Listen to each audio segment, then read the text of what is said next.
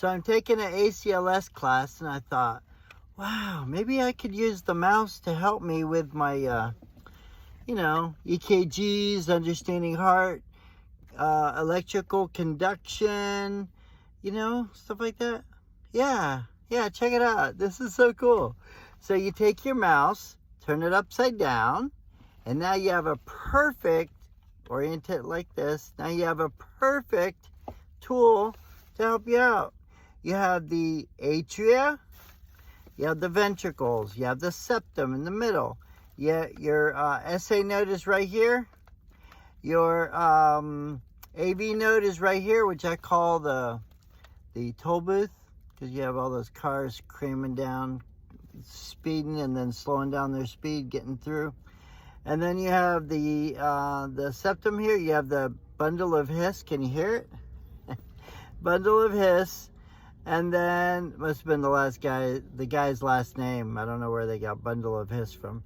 And then this is the right ventricle, so the branch comes down like this and back up to make sure it energizes the whole ventricle. And this is the Purkinje fibers that actually do the contracting. And then this is the left ventricle going out to the system. So you have a branch coming off. That's the left branch.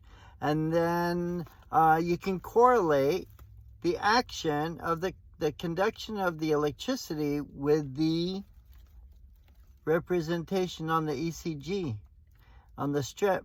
So here we go. Let's try it out. You have your SA node. Boom, it fires. What do you see that? Oh, you see the isometric line start a little P wave. That's your atria contracting.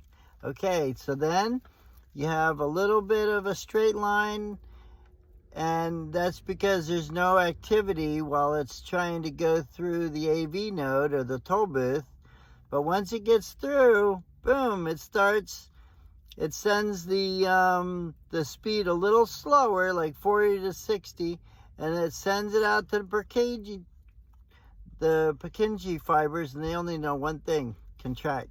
And so now the Lord set it up that when the heart contracted, it goes from the outer to the inner, because it's forcing the blood up towards the valves. Otherwise, it wouldn't even help to contract.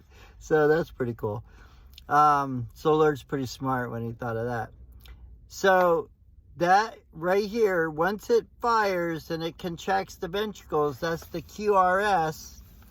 And because now what used to be all potassium in the cells, which was negative, once the calcium comes in to contract, there's equal amount of calcium and equal amount of, relatively, of the potassium.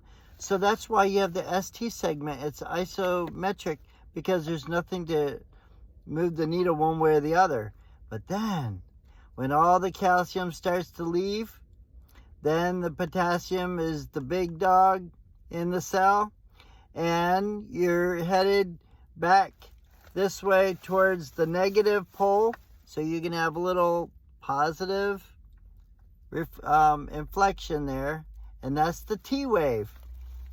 Look at that. Everybody has a mouse, pretty much.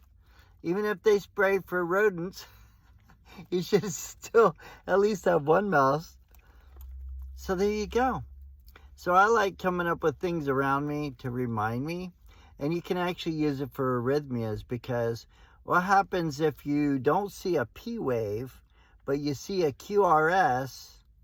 Oh, snap. That just means that whatever was going on up here isn't happening. And so everybody wants a conductor. So if this conductor doesn't hear anything from this one, it's going to be the conductor. If these people down here don't hear anything, they're going to start conducting, because the show must go on. And there you go. So you have an amazing day. Lord bless you, and we'll see you on the next one.